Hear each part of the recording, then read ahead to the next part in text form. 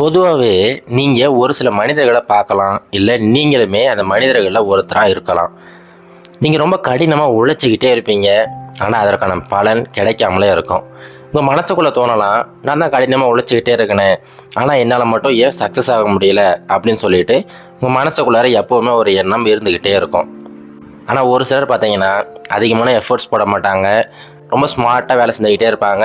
அவங்க ரொம்ப சுலபமாக சக்ஸஸை அடைஞ்சிருவாங்க. இப்போ இந்த ஹார்ட் ஒர்க்குக்கும் ஸ்மார்ட் ஒர்க்குக்கும் எப்படி பேலன்ஸ் பண்ணுறது அப்படிங்கிறத ஒரு சின்ன கதை மூலமாக பார்ப்போம். முன்னொரு காலத்தில் ஒரு ஊரில் ஒரு அழகான குருகுலம் ஒன்று இருந்துச்சு. அந்த இடத்துல பார்த்தீங்கன்னா நிறைய மாணவர்கள் வந்து படிச்சுக்கிட்டே இருப்பாங்க. அங்கே நிறைய குருக்களுமே இருந்தாங்க.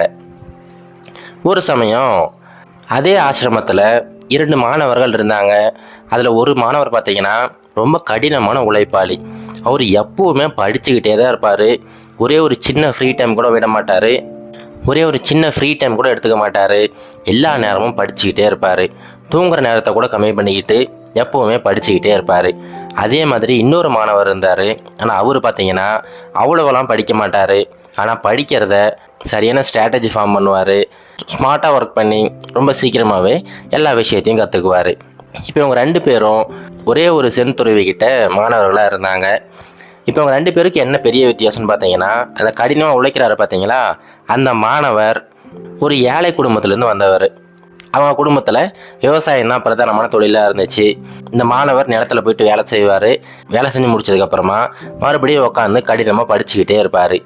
அதே மாதிரி இன்னொரு மாணவர் சொன்ன பார்த்தீங்களா, அவர் ஒரு பெரிய பணக்காரர் வீட்டிலேருந்து வந்தவர். அவருக்கு படிக்கிறது மட்டும்தான் வேலை. ஆனாலுமே அந்த படிக்கிறதுல நிறைய ஸ்ட்ராட்டஜிஸ் பயன்படுத்திக்கிட்டு இருந்தார். ஒரு சமயம் இந்த கடின உழைப்பாளி சொன்ன பார்த்தீங்களா, அந்த மாணவர் நிலத்தில் வேலை செஞ்சுக்கிட்டு இருந்தார். கூட அவருடைய அப்பாவுமே வேலை செஞ்சுக்கிட்டு இருந்தார்.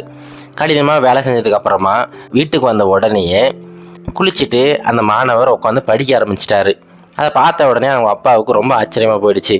என்னது இது, இவ்வளோ நேரம் நிலத்தில் வேலை செஞ்சுட்டு கொஞ்ச நேரம் கூட ஓய்வு எடுக்காமல் உடனே படிக்கிறாப்லையே அப்படின்னு சொல்லிட்டு அந்த மாணவர்கிட்ட போயிட்டு, இங்கே பாருப்பா, இந்த படிப்பெல்லாம் பெரிய இடத்து சமாச்சாரம், நமக்கெல்லாம் சரி வருமா?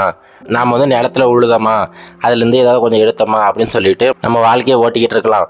அதை விட்டுட்டு நீ படிக்கணும்னு ஆசைப்பட்றியே, பேசாமல் நிலத்தில் வேலை செய்ப்பா அப்படின்னு சொல்லிட்டு அவங்க அப்பா அட்வைஸ் பண்ணுறாரு.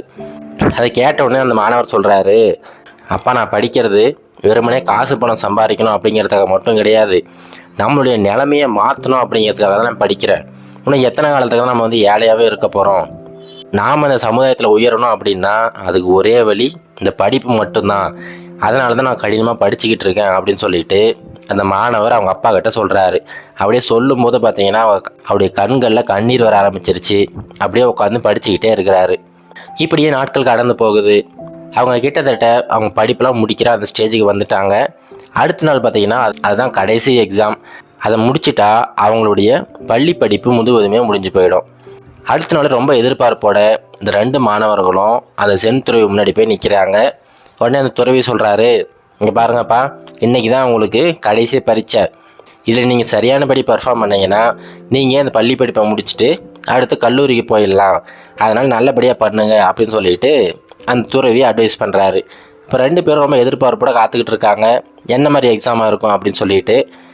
உடனே அந்த துறவி சொல்கிறாரு, இங்கே பாருங்கள், இதுக்கு முன்னாடி எழுதுன அந்த பரீட்சை மாதிரி பேப்பரில் எழுதுறதோ இல்லை வேறு ஏதோ செய்கிறதெல்லாம் கிடையாது. இது கடைசி பரீட்சை.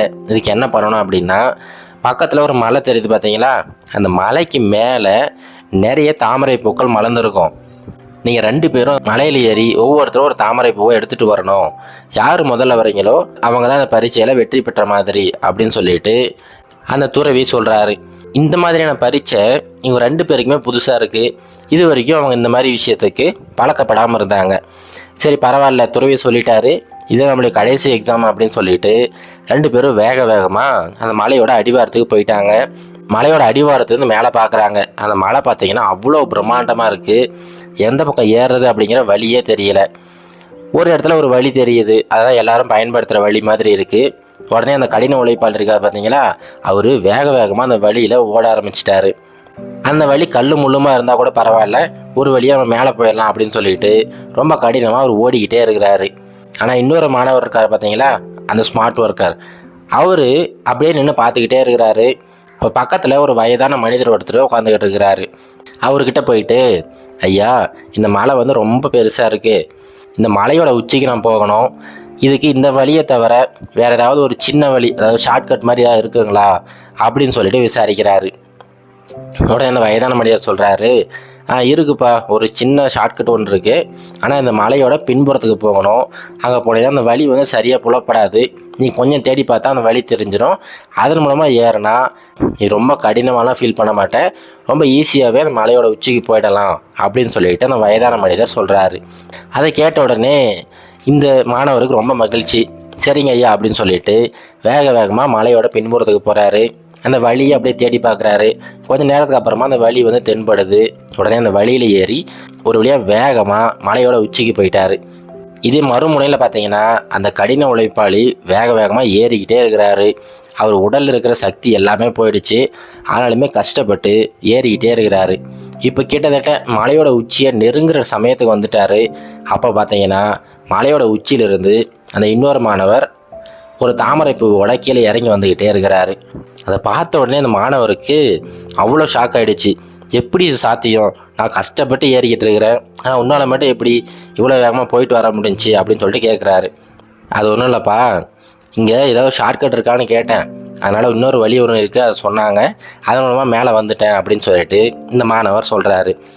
உடனே நான் இங்கேயே வெயிட் பண்ணுறேன், நீ போய் எடுத்துகிட்டு வா அப்படின்னு சொல்லிட்டு அந்த கடின உழைப்பாளியுமே அனுப்பி விடுறாரு. அவரும் ஓடி போயிட்டு ஒரு தாமரை பூவை எடுத்துக்கிட்டு வேகமாக வராரு. இப்போ 2 பேரும் ஒரே சமயத்தில் அந்த ஆசிரமத்துக்கு போய் ரீச் ஆகுறாங்க. இப்போ அந்த துறவி 2 பேர்கிட்ட விசாரிக்கிறாரு.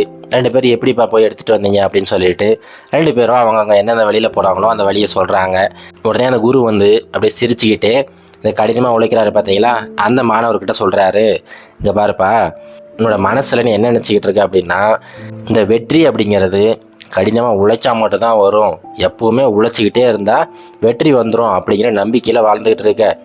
ஆனால் உண்மையிலேயே கடின உழைப்பு மட்டும் பத்தாது, அது கூட நீ கொஞ்சம் ஸ்ட்ராட்டஜி ஆட் பண்ணணும், கொஞ்சம் ஸ்மார்ட்டாகவும் ஒர்க் பண்ணி தான் ஆகணும். அப்படி ஒர்க் பண்ணால் பல வருடங்கள் கஷ்டப்பட்டு கிடைக்கிற வெற்றியை ஒரு சில வருடங்களில் நீ அச்சீவ் பண்ணிடலாம் அப்படின்னு சொல்லி சொல்கிறாரு. அப்படி இந்த பக்கம் திரும்பி இந்த ஸ்மார்ட் ஒர்க்கர் இருக்கார் பார்த்தீங்களா, அவரை பார்த்துட்டு, இங்கே பாருப்பா, நீ செஞ்சதெல்லாம் சரிதான், நீ வந்து ஸ்மார்ட்டாக ஒர்க் பண்ணுற, அதில் எந்த ஒரு தப்புமே கிடையாது, ஆனால் எல்லா சமயங்கள்லையுமே நீ வந்து ஷார்ட்கட்டு தேடிக்கிட்டு இருந்தேன்னா அது சரி வராது. சக்ஸஸ் அப்படிங்கிறது ஹார்ட் ஒர்க்கும் இருக்கணும், ஸ்மார்ட் ஒர்க்கும் இருக்கணும், இது ரெண்டுத்தையும் பேலன்ஸ் பண்ணால் மட்டும்தான் சுலபமாக சக்ஸஸ் ஆக முடியும் அப்படின்னு சொல்லிட்டு அவருக்குமே அட்வைஸ் பண்ணுறாரு. உடனே 2 பேருமே பரீட்சையில் பாஸ் ஆகிட்டீங்க, நீங்கள் போயிட்டு கல்லூரியில் படிக்க போங்க அப்படின்னு சொல்லிட்டு 2 பேருக்கும் ஒரு கல்லூரியில் சீட்டுமே வாங்கி கொடுத்து அனுப்பி விட்டுறாரு. பல வருடங்கள் அப்படியே கடந்து போகுது. இப்போ 2 பேரும் பார்த்தீங்கன்னா ஒவ்வொரு துறையில் ஒரு பெரிய வெற்றியாளராக மாறிடுறாங்க. அந்த கடின உழைப்பாளி இருக்கார் பார்த்தீங்களா, அவர் கஷ்டப்பட்டு உழைச்சி அதே மாதிரி ஸ்ட்ராட்டஜிஸ்லாம் பயன்படுத்தி ஒரு பெரிய சயின்டிஸ்டாக மாறிட்டார். அதே மாதிரி இன்னொரு பக்கம் அந்த மாணவர் ஒரு பெரிய தொழில் முனைவோராக மாறிட்டார். இப்போ 2 பேரும் அந்த குருவை பார்க்கறதுக்காக வராங்க. வந்துட்டு, குருவே, நீங்கள் எங்களுக்கு கடைசியாக ஒரு பரீட்சை வைத்தீங்க பார்த்தீங்களா, அந்த பரீட்சையினால தான் எங்கள் வாழ்க்கையோட திசையே மாறிச்சு, அன்னையிலிருந்து தான் எப்படி ஒர்க் பண்ணணும் உண்மையிலேயே அப்படிங்கிறத நாங்கள் கற்றுக்கிட்டோம், அதன் மூலமாக தான் இவ்வளோ பெரிய மனிதர்களாக மாறி இருக்கோம் அப்படின்னு சொல்லிட்டு 2 பேரும் குருவை பெருமைப்படுத்துகிறாங்க. இப்போ அந்த கதையில் வந்தது போல தாங்க நம்முடைய வாழ்க்கையிலையுமே எப்போவுமே கஷ்டப்பட்டு உழைச்சாதான் சக்ஸஸ் அப்படிங்கிற எண்ணம் நிறைய பேரோட மனசில் இருந்துக்கிட்டே இருக்கும். ஆனால் உண்மையிலேயே இந்த சக்ஸஸ் அப்படிங்கிறது ஹார்ட் ஒர்க்குக்கும் ஸ்மார்ட் ஒர்க்குக்கும் நடுவில் இருக்கிற பேலன்ஸ் தான். எப்போ நீங்கள் ரெண்டுத்தையும் சரியானபடி பேலன்ஸ் பண்ண ஆரம்பிக்கிறீங்களோ அப்போ நீங்கள் ரொம்ப சுலபமாக ஒரு பெரிய வெற்றியாளராக உருவெடுத்துடலாம். இது கரேஜ் டு ஆக்ட் மோட்டிவேஷன் கதைகள்.